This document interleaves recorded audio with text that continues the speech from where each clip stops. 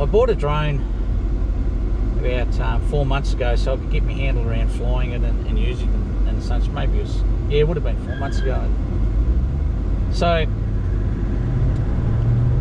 I thought, for me, I just need the DJI Mini had just come out, and it looked like reviews and that, it looked like the piece for me. And how hard can it be to fly? I mean, what can possibly go wrong? You find out pretty rapidly that it's not as easy as what you think. And I suppose at my age, you know, at 63, touching on 64, your reflexes and your capabilities and your orientation with different things isn't as good as what it used to be, and you soon find that out.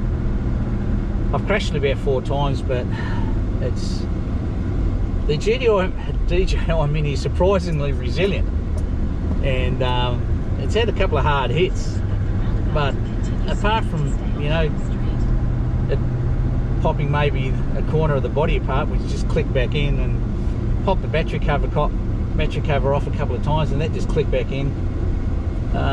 It's still going, well, it was still going strong. And I was at a Camp Cobar actually, and I decided I'll fly up the river and swing around in between 2 trees and fly up over the bank into the campsite. And it looked to me like it'd be a pretty cool sort of, you know, vid just to add to that trip. But what I did was I got my orientation a bit mixed up, and after I realised I hadn't hit the record button, I thought, well, I'm going to have to cruise back down the river and fly up the river again and sweep back up. But at that time the drone was facing me, and when I decided to go back, you know, left becomes right and right becomes left, and forward becomes backwards and backwards becomes forwards. And not to mention I had about 4 beers under my belt. I crashed into a branch I didn't see and it fell down into the river in about a foot of water. The current was flowing pretty hard. I was actually a bit surprised that that it was still there, so I had to walk down the bank of that, and it took me a bit to go down and get it. Pulled it out of the water, nothing was working, so turned it off, assumed that she was done for. So I take her up and I pull the battery out. I'll pull the battery out straight away, but I take her up, I've got the battery out, I sit her on the table in the sun, and see what comes of it. The next morning I threw the battery in, turn it on, the propellers flicked like they normally do, then the light on the back that indicates it's searching in connection for the GPS and some other functions, I think. Started off with a few flashes and then slowly dulled until no flashes, and I thought, no, she's definitely dead. So I threw it in my Pelican case with a bit of dry cell, just to get it all dried out. And I sat there for about 2 days, and I got home, the grandson came over and he said, oh, I'm sorry to hear about your drone, Pop. And I said, yeah, no, not great.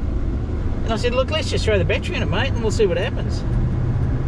So he could have knocked me over with a feather. I throw the battery in, and after it'd been sitting in the drink for about 3 minutes, she cranks up and starts. But I start getting a gimbal error, jammed gimbal jammed. I thought, oh no, she is done for. But then when I checked the gimbal, I found what it was, and I found this when I gave it a clean up as well, when I was drying it out, that there was a lot of grit. There's a lot of fine sandy type grit in the river, and with the flow of the river it actually washed that into all sorts of bits and pieces. So I played around with the gimbal for a bit, and eventually the gimbal freed up, the jam gimbal error went away, and I've got to tell you, no one was happier than me when that drone took off and started flying again. And who would have thought? Jeez. There's a few lessons from that. Don't fly your drone when you've been drinking, I'll tell you that right now. Don't try and do something that's maybe a bit beyond capabilities. I probably need to do a little bit more work on when you're flying and it's flying towards you and you're left, right, forward and reverse or opposite. Much like a fighter pilot, I suppose. And if you can spend a few extra dollars and get the next model up, maybe the DJI Air 2, it's got collision avoidance, so to speak, obstacle avoidance, I'd be doing that. Because to be frankly honest, if I had have bought that I probably would have never put it into the ground or into the drink. So lesson learned there, but we'll run with it. My gut feel is she probably lost about a quarter of a life, because I'm not convinced that plonking in the water when it's got power running through it and the blade spinning that it's going to do it any good, but we'll see how we go.